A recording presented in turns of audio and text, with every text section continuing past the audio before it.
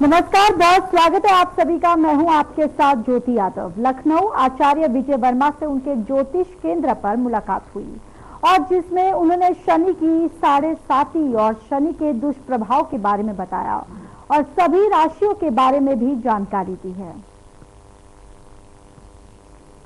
Media में बहुत सी चीजें चल रही हैं, शनि को लेके, शनि की 7.5 ढैया और एक प्रकार से शनि का जो हवा है वो बनाया जा रहा है। इसी वजह से आपके चैनल के माध्यम से मैं शनि के बारे में कुछ बात करना चाह रहा हूं और शनि की सभी राशियों के बारे में भी बात करना चाह रहा हूं। दोस्तों, जैसा कि आप सबको मालूम है कि शनि न्याय के कारक हैं, कर्मों के देवता हैं, लेकिन शनि कर्म तो वो करेंगे जो गुरु ज्ञान देंगे।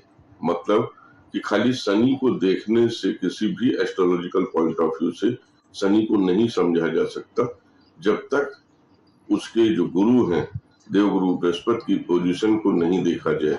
ये हमारा अपना मानना है। शनि का राशि परिवर्तन 29 मार्च को हुआ है। 29 मार्च शनिवार को जो राशि परिवर्तन हुआ है वो बहुत ही मेरे हिसाब से अच्छा रहा है। उसका कारण ये है कि शनिवार का दिन, शनि अमावस्या का दिन, 29 मार्च का दिन और साथ में शनि का नक्षत्र भी, ये अपने आप में ही एक बहुत दुर्लभ संयोग है। जैसा कि हम सबको ये मालूम है कि अब की बार हमारे नव वर्ष में राजा जो है और मंत्री दोनों ही सूर्य देव हैं। शनि को सूर्य का पुत्र कहा जाता है, इसलिए शनि की इम्पोर्टेंस बहुत ज्यादा है। हमारे अपने विचार से दिन का राजा सूर्य और रात्रि का राजा, शाम का राजा शनि। तो शनि का भी अपना एक बहुत बड़ा रोल है, क्योंकि शनि 12 राशियों में से करीब करीब 7 राशियों पे इफेक्ट डालते हैं। मतलब कि इतना पावरफुल और स्ट्रॉन्ग ग्रह है कि 12 टोटल राशियां होती हैं और उनमें से 7 राशियों में इनका प्रभाव होता है। 3 राशियों में इनकी शनि की 7.5 होती है और 2 राशियों में शनि की ढैया चलती है।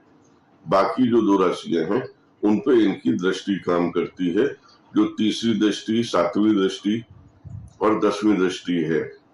तो इस वजह से हमें ये देखना होगा कि शनि को समझने के लिए शनि के नेचर को समझना होगा।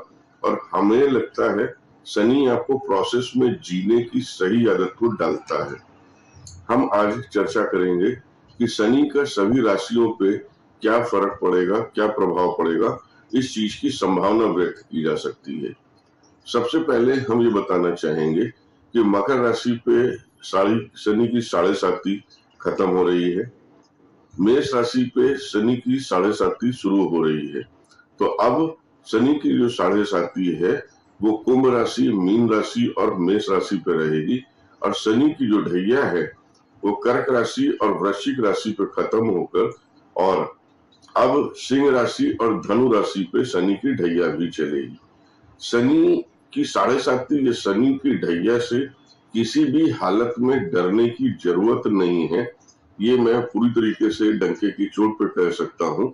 उसका कारण क्या है कि शनि आपको फिल्टर करता है, शनि आपको प्रोसेस में लाता है, शनि आपसे मेहनत कराता है, शनि आपको जीवन जीने का तरीका सिखाता है। तो एक प्रकार से अगर देखा जाए तो शनि का ये राशि परिवर्तन निश्चित रूप से बहुत कुछ अच्छा और अद्भुत कराएगा। दोस्तों, जैसा कि आप सब जानते हैं कि शनि देव न्याय करते हैं और शनि के बारे में जो दुनिया भर की भ्रांतियां फैली हुई हैं वो पूरी तरीके से गलत है। जैसे कई लोगों का ख्याल है कि शनिवार को काला कपड़ा नहीं पहनना चाहिए, शनिवार को तेल का नहीं करना चाहिए। इसका कहीं पे भी कोई ऑथेंटिक बात नहीं कह पाता कि शनिवार को शनि देव के लिए काला कपड़ा क्यों नहीं पहनना चाहिए। उसका कारण है कि शनि हमारे सांस का कारक है, शनि काला रंग का कारक है। काले रंग के बिना क्या बन सकता है, बिना काला के कुछ भी अच्छा नहीं हो सकता। तो एक प्रकार से हमारे हड्डियों का कारक शनि, हमारे बालों का कारक शनि। तो हम शनि को अगर देखेंगे तो हमारे सांस लेने की प्रक्रिया से लेकर हमारे पूरे के पूरे सिस्टम को शनि ही ऐसा लगता है कि चलाते हैं और उनकी ग्रेविटी का ही असर है जो हम पर पड़ती है। तो हम शुरू करते हैं शनि की सभी राशियों पर क्या क्या प्रभाव पड़ेगा इसके बारे में। तो सबसे पहले तो ये आप समझ जाएं कि मकर राशि से शनि की 7.5 खत्म हुई और कुंभ, मीन और मेष राशि पे शनि की 7.5 चालू है। मेष राशि पे शनि की 7.5 चालू है। उधर ढैया खत्म हुई कर्क राशि की और वृश्चिक राशि की। अब ढैया जो चालू होगी वो धनु राशि और सिंह राशि की चालू होगी। इसी के साथ मैं सभी राशियों के बारे में आप लोगों से चर्चा करता हूँ। परिवर्तन का जो मेन एक प्रकार से राशियों पे तो असर पड़ेगा ही, लेकिन जिनकी शनि की 7.5 चल रही है, जिनकी शनि की महादशा अंतरदशा चल रही है, जिनकी शनि की ढैया चल रही है, उनके लिए ये आज का जो बातचीत है वो बहुत ही महत्वपूर्ण है। तो सबसे पहले हम मेष राशि की बात करेंगे, क्योंकि मेष राशि की शनि की 7.5 चालू हुई है। तो हम एक संभावना व्यक्त कर सकते हैं कि स्वयं और परिवार के सदस्यों की स्वास्थ्य का थोड़ा सा ख्याल रखना होगा। कार्य क्षेत्र और व्यापार में थोड़ा सा कंपटीशन होगा, लेकिन अगर पॉजिटिव तरीके से चलेंगे तो ये कंपटीशन आपको निश्चित रूप से लाभ दे सकता है। प्रयास ज्यादा करने होंगे, मेहनत ज्यादा करनी होगी। एक प्रकार से शनि देव थोड़ा सा रगड़ते हैं आपको, जैसा कि हमने कहा कि शनि प्रोसेस हो लाते हैं, तो शनि देव मेष राशि वालों को मेहनत कराएंगे। थोड़ा सा कोशिश करें कि स्वास्थ्य अपना और परिवार का पूरी तरीके से ख्याल रखें, खाने पीने के सिस्टम को थोड़ा सा ख्याल रखें। बाकी कहीं कोई दिक्कत नहीं होनी है, क्योंकि 16 मई से देवगुरु बृहस्पति भी ट्रांसफर हो रहे हैं मिथुन राशि पे। अब हम बात करते हैं वृष राशि पे। वृष राशि पे शनि की 7.5 या शनि की आपके मीन राशि पे ट्रांसफर होने का जो फर्क है वो सभी मामलों में लाभकारी परिवर्तन दे सकता है। पद प्रतिष्ठा मान सम्मान में वृद्धि होगी। निर्माण संबंधी कार्यों पर खर्च बढ़ेगा, तो पैसा आएगा इसलिए खर्च होगा। कार्य क्षेत्र में कुछ अच्छी और बड़ी और नई जिम्मेदारी मिल सकती है, इसलिए वृष राशि के लिए तो ये बहुत अच्छा है। हम बात करेंगे मिथुन राशि की। मिथुन राशि वालों के लिए संघर्षों के बाद सफलता मिलेगी, मेहनत करनी पड़ेगी और संघर्षों के बाद की जो सफलता है वो निश्चित रूप से लाभकारी होगी। चल अचल संपत्ति की खरीदारी हो सकती है। स्वास्थ्य का थोड़ा सा ख्याल रखना होगा। निवास या कार्यस्थल में परिवर्तन होने की संभावना है, लेकिन अच्छे के लिए होना है, बुरे के लिए नहीं होना है। मतलब जहां पे आप रह रहे हो उससे अच्छा मकान ले सकते हो, खरीद सकते हो, और मेरे को लगता है कि ये आपके लिए, मिथुन राशि वालों के लिए भी अच्छा है।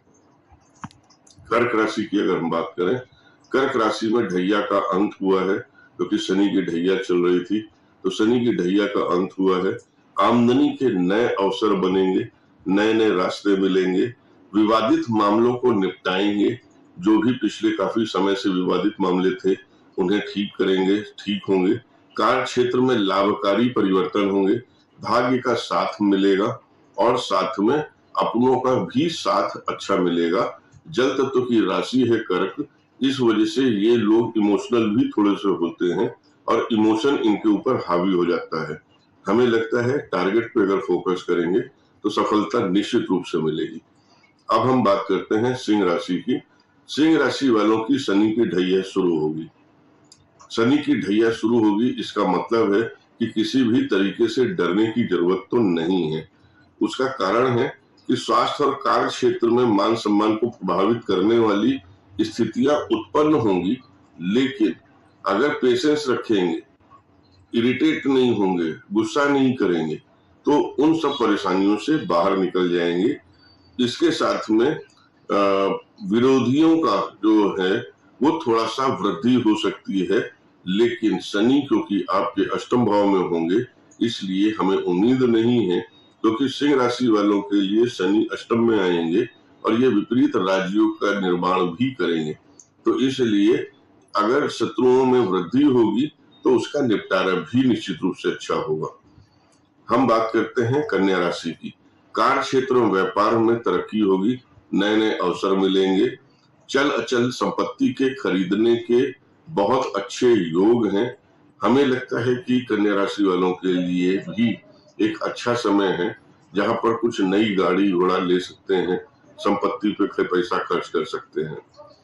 हम बात करते हैं तुला राशि की। तुला राशि के कार्य क्षेत्र में बहुत विस्तार होगा। तुला राशि के लिए शनि बहुत इफेक्टिव प्लैनेट माने जाते हैं और तुला राशि के कार्य क्षेत्र में जबरदस्त इनका विस्तार देखने को मिलेगा। कार्यस्थल में थोड़ा सा परिवर्तन हो सकता है, पुरानी समस्याओं का और स्वास्थ्य का समाधान भी होगा।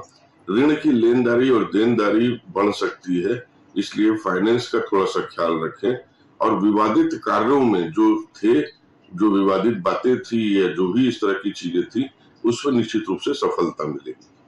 अब हम बात करते हैं वृश्चिक राशि की। वृश्चिक राशि की भी शनि की ढैया खत्म हुई है, इसलिए मेंटली वो बहुत थोड़ा सा रिलैक्स होंगे। साथ में शुभ अशुभ दोनों तरह के परिणाम देखने को मिलेंगे। कार्य में एकदम से रफ्तार बढ़ेगी, कार्य में व्यवस्था बढ़ेगी, कार्य क्षेत्र स्वास्थ्य में थोड़ा सा उतार चढ़ाव की स्थिति बनी रहेगी। अपने गुस्से पे इनको थोड़ा सा कंट्रोल करके रखना होगा। धनु राशि में शनि की ढैया प्रारंभ हो रही है। धनु राशि में शनि की जो ढैया है, धनु राशि देवगुरु बृहस्पति की राशि है और सबसे बड़ी बात है कि ढैया तो शुरू हो रही है, लेकिन मेरी जो अपनी कैलकुलेशन है कि 16 मई से देवगुरु बृहस्पति भी धनु राशि के 7वें भाव में आ रहे हैं, जो अपनी ही लग्न को देखेंगे। तो मेरे को लगता है कि यहाँ पर सदस्यों के कार्य परिवर्तन हो सकते हैं, कार्यस्थल में परिवर्तन हो सकते हैं, परिवार के सदस्य और खुद में बदलाव की स्थिति आ सकती है और थोड़ा सा प्रयास बढ़ाना होगा। तो भाग्य निश्चित रूप से इनको सपोर्ट करेगा, क्योंकि देवगुरु बृहस्पति की दृष्टि भी धनु राशि के लग्न के ऊपर होगी। तो धनु राशि के लिए ढैया जरूर है, लेकिन इनके लिए थोड़ा सा फायदेमंद है।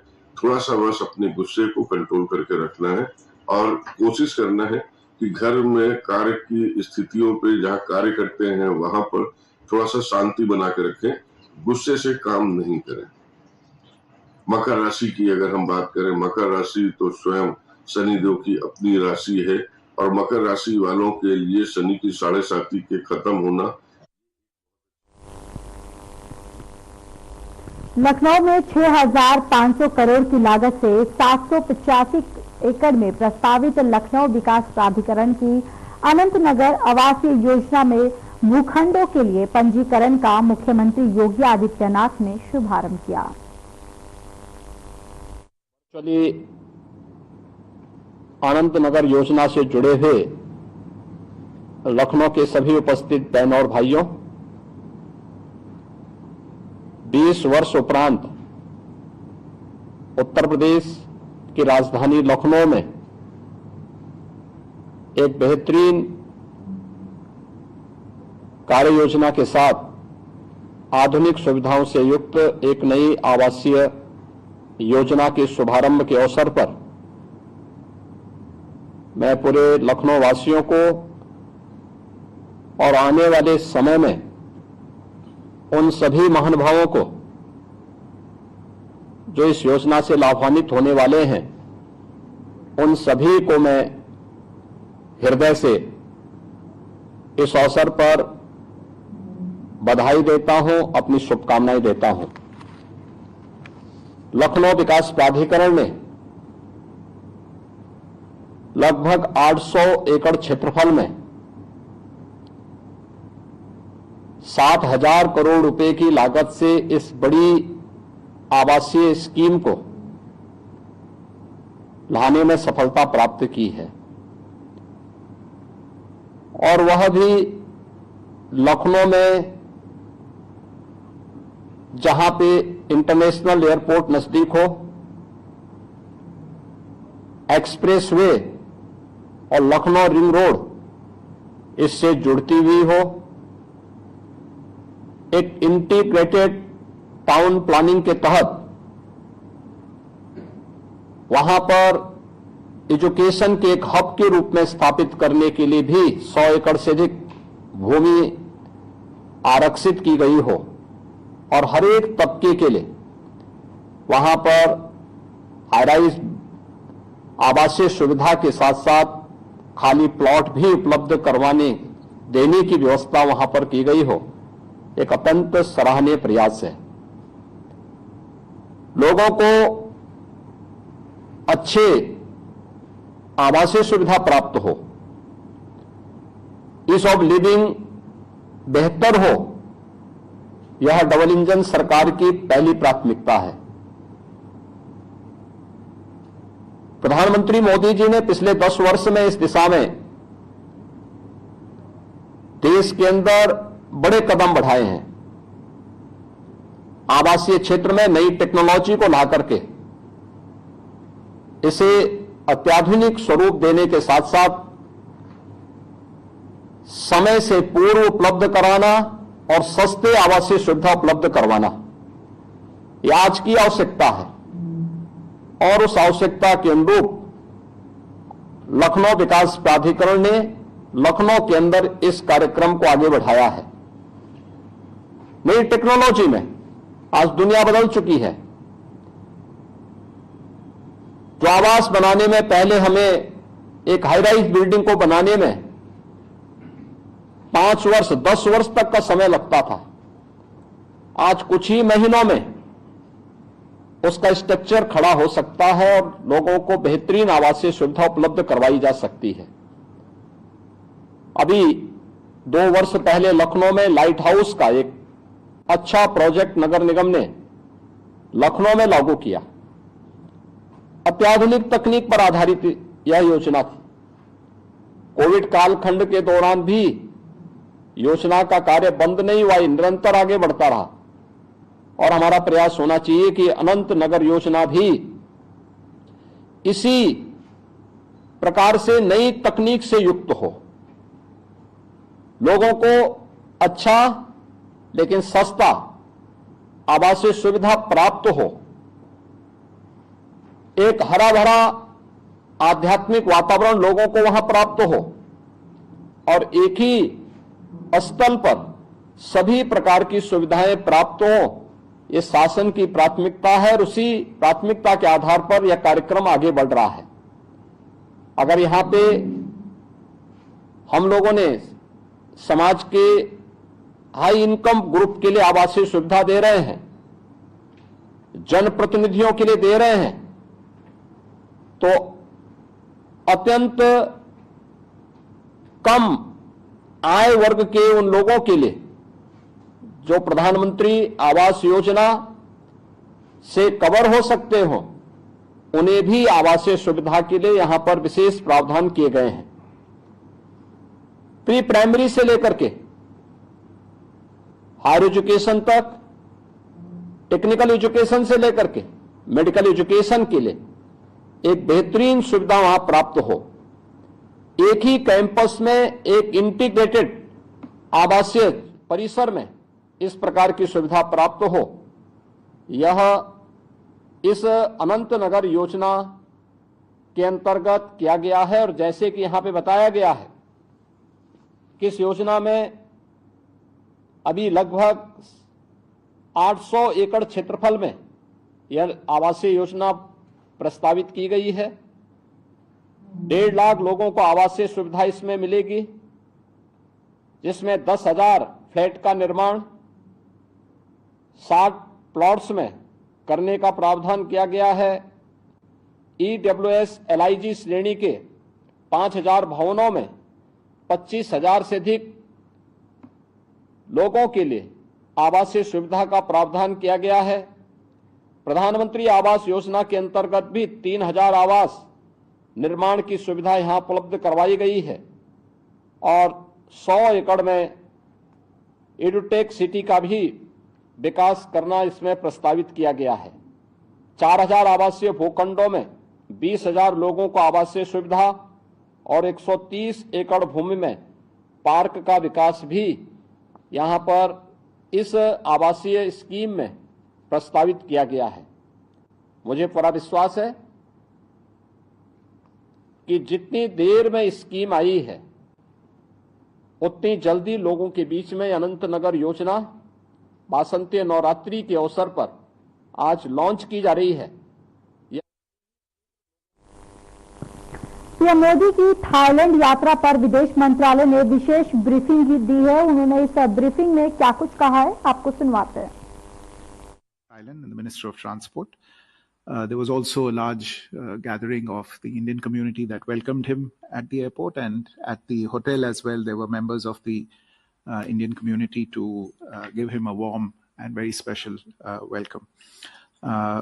You would perhaps have seen already that his first engagement on arrival at the hotel was to witness a performance of Ramakien, the traditional Thai Ramayana, which he enjoyed very much, and which is a symbol once again of the civilizational ties between our two countries. Yesterday in the afternoon, Prime Minister had a bilateral meeting with the Prime Minister of Thailand, Her Excellency Paetongtarn Shinawatra, at Government House. The two leaders decided to elevate ties between India and Thailand to the level of a strategic partnership, and witness the exchange of 6 memoranda of understanding in the fields of strategic partnership, digital domain, handicrafts and handlooms, MSMEs, and maritime heritage. As a special gesture, the Thai government marked the visit of the Prime Minister by the release of a postage stamp depicting Ramayana murals from the 18th century. And in yet another special gesture, symbolic of the shared Buddhist heritage between our two countries, Prime Minister Shinawatra presented to the Prime Minister a set of holy scriptures, the World Tripitaka series in Pali that has been brought out by the Thai government as a special commemorative publication. Earlier today, the Prime Minister, together with other leaders from the region, attended the 6th BIMSTEC Summit. He called upon the leaders to look to contribute towards expanding the agenda and the capacity of BIMSTEC for the progress and prosperity of the people of the region. He announced a 21-point action plan to add new vibrancy and vigor to BIMSTEC. These announcements have already been posted on the Ministry of External Affairs website.